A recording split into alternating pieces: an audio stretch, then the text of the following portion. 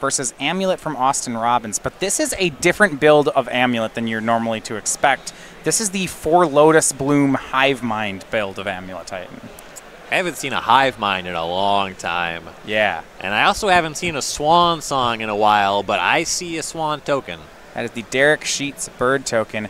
Now we're in game 3, and despite the fact that this is the Lotus Bloom build, which is fairly different, I will tell you something about both versions, is that once the Primeval Titan is in play, it's a pretty different kind of game going on. That tends to be the case. As Primeval Titan will attack here.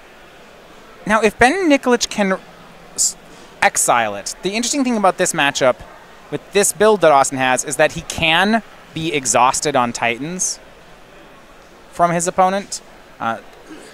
A lot of times you'll see players in this matchup go toward Cavern of Souls, Walking Ballista as their main weapon. The Ballista appears to... Well, he doesn't have one in his main deck. Does have one in the sideboard he can go toward. But he also doesn't have any copies of Cavern of Souls. So there's some different approaches. We'll see. If it gets to that point, we'll talk about some of them. But it's relevant. Yeah, the fact that your Titan can just always be Cryptic Commanded on the way down, that's something that matters. Yeah, you can like path, snap, path, path, snap, path. You can run them out of Titans. Right. The issue against traditionally is what will happen is you'll lose all your Titans, and then you'll have about 100 mana, and then you'll Cavern a Ballista, and you'll kill your opponent. Either way, though, this attack looks to work, with Nikolich going down to 8. We may have gotten to the point in the game where this just doesn't matter. You will pick up Teleria West and transmute it for Pact of Negation. Counterspell back up when you're ahead on board, usually pretty good. Yeah, this is looking like we had an early Titan where Austin won the fight. We see the Swan Song and Lotus Bloom. Feels like on turn 4 there was a fight over this that Austin won. Right. Ooh.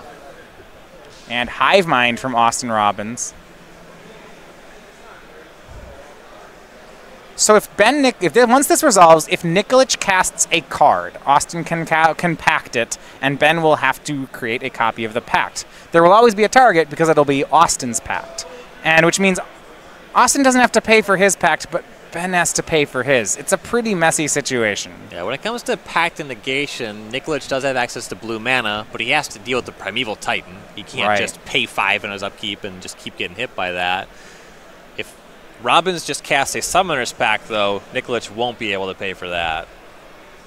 You also can't counterspell your own pact because your opponent gets to copy your counterspell with Hive Mind. Right, so the way to think about Hive Mind is when Hive Mind's in play, counterspells don't work. If you cast one, your opponent counters your counterspell. With things like Mana Leak, it can get weirder because then sometimes you can counter, but the shortcut is your counterspells are going to be bad if not dead. Lightning Helix from Nikolich. Austin gets a Lightning Helix as well, however. Unless I think we're holding on the stack, and now Hive Mind resolves. And Austin will play Summoner's Pact. Well, that's one Nikolich can't pay for, and that will be the game. Yeah, and Benjamin Nicholas will fall to 6-2, and